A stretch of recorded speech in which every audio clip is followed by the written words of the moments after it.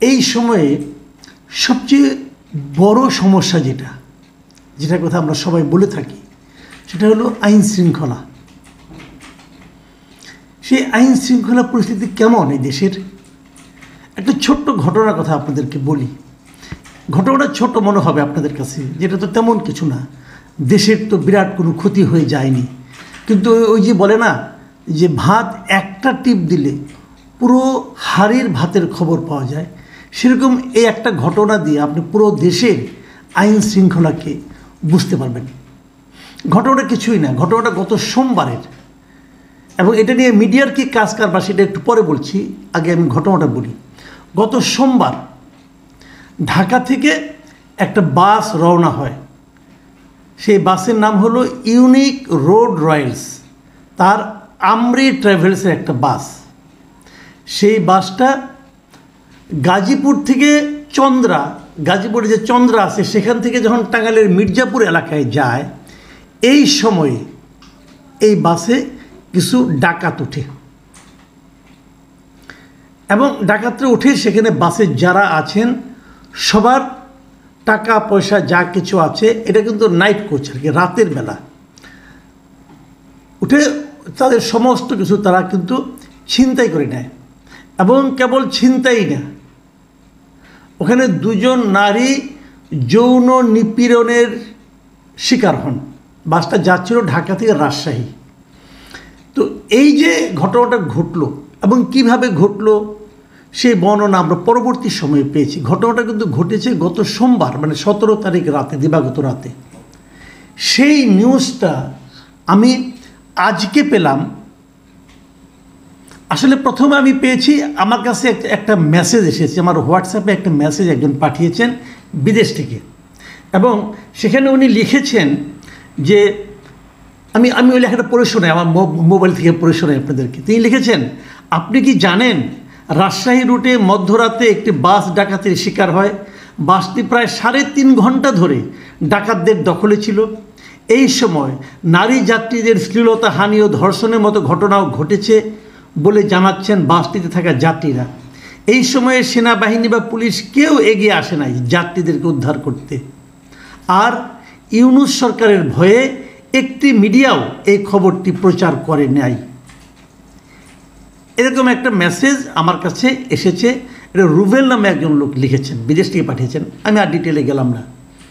তো এই যে মেসেজটা পড়লাম, পড়ার পর আমি নিজেও একটু সন্ধান করলাম যে আসলে কোন কোন মিডিয়া এটাকে পিক করেছে।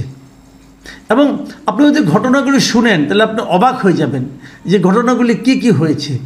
এখানে অনেকে ঢাকা থেকে গিয়েছিল, ব্যবসা করতো, কারো কাছে 70,000 টাকা ছিল, কারো কাছে 1.5 লাখ টাকা ছিল, সব তারা নিয়েছে এই ডাকাতগুলো। এবং নেওয়ার পর নারীরা যারা ছিল তাদের গয়না ছিনিয়ে নিয়েছে, এবং গয়না নেওয়ার সময় অনেক নারীর গায়ে তারা হাত দিয়েছে, এবং আরও কী কী করেছে সেটা আমি এখন আর বলতে চাই না। এখানে আপনারা পত্রপত্রিকা পড়ে নেবেন। আজকের পত্রিকা অনেক আজকে দিয়েছে আর কি, এগুলি বলার মতো না, আমি বলতেও চাই না।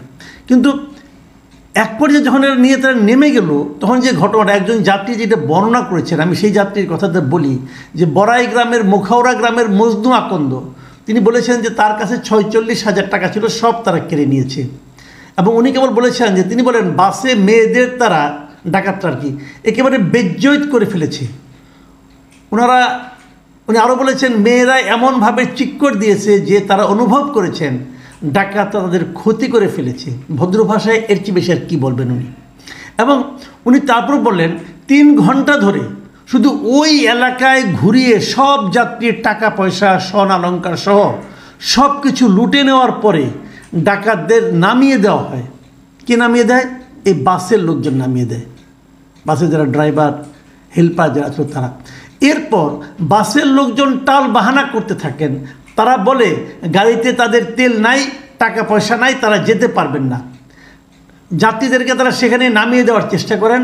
এই সময় যাত্রীরা এক হয়ে ঘোষণা দেন যে তারা কেউ বাস থেকে নামবেন না, তারা মরলে বাসের মধ্যেই মরবেন। এই ঘোষণার পর তারা বাস ছাড়েন। এবং ওই ভদ্রলোক আরও বলেন যে বাসের লোকজন বলল তাদের টাকা পয়সা অনেকে ডাকাতরা কেড়ে নিয়েছে, কিন্তু টোল প্লাজায় মানে যমুনা সেতুতে এসে ঠিকই তারা টোল দিল, নাস্তা খেলো, এ টাকা তারা কোথায় পেল? যাত্রীদের অভিযোগ বাসের লোকজনের যোগ সাজসে এই ডাকাতি সংঘটিত হয়েছে। আর অনেক ঘটনা, এই ঘটনা নিয়ে আর বেশি কিছু বলতে চাই না। তারপর তারা একজন বলছে তারা মির্জাপুর থানায় গিয়েছিল, এক নারী যাত্রী বলছে যে সেই রাতে ডাকাতির পর বাসটি প্রথমে মির্জাপুর থানায় নিয়ে যাওয়া হয়। ওই থানার পুলিশ তাদের কোনো কথাই শুনতে চায়নি। তারা বলেছে ওসি না আসতে তারা কিছুই করতে পারবে না, ওসি সকাল 9টার আগে আসবেন না। এই অবস্থায় নিরাপত্তার কোনো নিশ্চয়তা না পেয়ে তারা বড়াই গ্রামের উদ্দেশ্যে রওনা দেন। একজন যাত্রীর অভিযোগ এটা। মজার ব্যাপার হলো তারপরে এই বাসের কিন্তু চালক সুপারভাইজারকে আটক করা হয়েছিল, পুলিশ আটক করেছিল। কিন্তু বুধবার সন্ধ্যায় এই ঘটনায় বাসের সুপারভাইজার, চালক ও চালকের সহকারী সবাই জামিনেও মুক্তি পেয়ে গেছে। এবার বুঝেন আইন শৃঙ্খলা কেমন চলছে, সবাই জামিনে মুক্তি পেয়ে গেছে কিন্তু। এবং পুলিশ কি বলেছে যে আসামিদের বিরুদ্ধে কোনো ধর্তব্য অপরাধের অভিযোগ সুনির্দিষ্টভাবে না থাকায় আদালত তাদের জামিনের আদেশ দেন। এই যে ঘটনাগুলো আমি বর্ণনা করলাম, এগুলো আদালতের কাছে অথবা পুলিশের কাছে ধর্তব্য অপরাধের অভিযোগ বলে মনে হয়নি। এখন আমি মিডিয়াগুলির কথা বলি। ঘটনা ঘটেছে কবে? 17 তারিখে। আমি যে নিউজের যে বিবরণটা পড়লাম এটা আমি পড়েছি প্রথম আলো থেকে। প্রথম আলো নিউজটা দিয়েছি কবে? 20 ফেব্রুয়ারি, ফেব্রুয়ারির 20 তারিখ, মানে আজকে রাত 8:24 এটা প্রথম আলো এই নিউজটা দিয়েছে। অন্যান্য সব যত পত্রিকা দেখলাম সবগুলি পত্রিকা এরকম 20 তারিখে, মানে আজকেই এই 1-2 ঘন্টার মধ্যে সবাই নিউজগুলি দিয়েছেন। একমাত্র দেখলাম একটা পত্রিকা, সেটা হলো আজকের পত্রিকা, তারা 18 তারিখেই দুপুরে নিউজটা দিয়েছে। মানে যে রাত্রে ঘটনা ঘটেছে মধ্যরাতের পরে আর কি, পরের দিন মানে দুপুর আপনার এটা আমি এখানে দেখছি বিকাল 4:51 তাদের এই নিউজটা তারা আপ করেছে অনলাইনে। মানে একমাত্র আজকের পত্রিকাকে দেখলাম তারা যথাসময়ে নিউজটা আপ করেছে। ওই যে দর্শক, ওই যে আবার একজন আমাকে মেসেজ পাঠিয়েছেন যিনি, তিনি যে বলেছিলেন যে কোনো পত্রিকা এই নিউজটাকে তুলছে না কেন, এত বড় একটা ঘটনা, এটা আজকের পত্রিকা ছাড়া সবার জন্যই মনে হয় প্রযোজ্য। আরেকটা পত্রিকাকে দেখলাম বিডি নিউজ 24, তারাও দিয়েছে আরও একদিন পরে, মানে 19 তারিখে। মানে 18 তারিখে আমি একমাত্র আজকের পত্রিকাকে দেখলাম যে তারা নিউজটা কভার করতে পেরেছে। সংবাদপত্রের দায়িত্বটা কি? আমরা দেখেছি, আমি যে অনেকদিন সংবাদপত্রে কাজ করেছি, আমি দেখেছি মেরুদণ্ডহীন মালিক যারা থাকে অথবা ধান্দাবাজ মালিক যারা থাকে, মেরুদণ্ডহীন সাংবাদিক যারা থাকে, তারা করে কি জানেন? ওয়েট করে। এরকম কোনো একটা মানে খবর পেলে তারা চিন্তা করে এটা কি দেবো নাকি, সেলফ সেন্সরশিপ। তারা ভাবে এটা কি দেবো নাকি দেবো না। আচ্ছা কাজ করি, দেখো অন্য কেউ দিয়েছে কি না, অন্য কেউ দিলে তারপরে দাও। মানে দায়িত্ব নিজের কাছে কেউ নেবে না। কিন্তু ঘটনা তো ঘটেছে ভাই, আপনার কাজটা কি, দায়িত্বটা কি আপনার? আপনি কাকে সেভ করতে চান? আপনি এই খবর না দিলে কি ঘটনা ঘটবে না? আপনি এই খবর না দিলে কি মানুষ, এদেশের মানুষ আইন শৃঙ্খলা নিয়ে খুব শান্তির চিন্তা করবে? তা তো করবে না। তাহলে কেন এমন হচ্ছে? আমাদের মিডিয়ার আমি মনে করি আরও সচেতন হওয়া উচিত, আরও দায়িত্ববান হওয়া উচিত।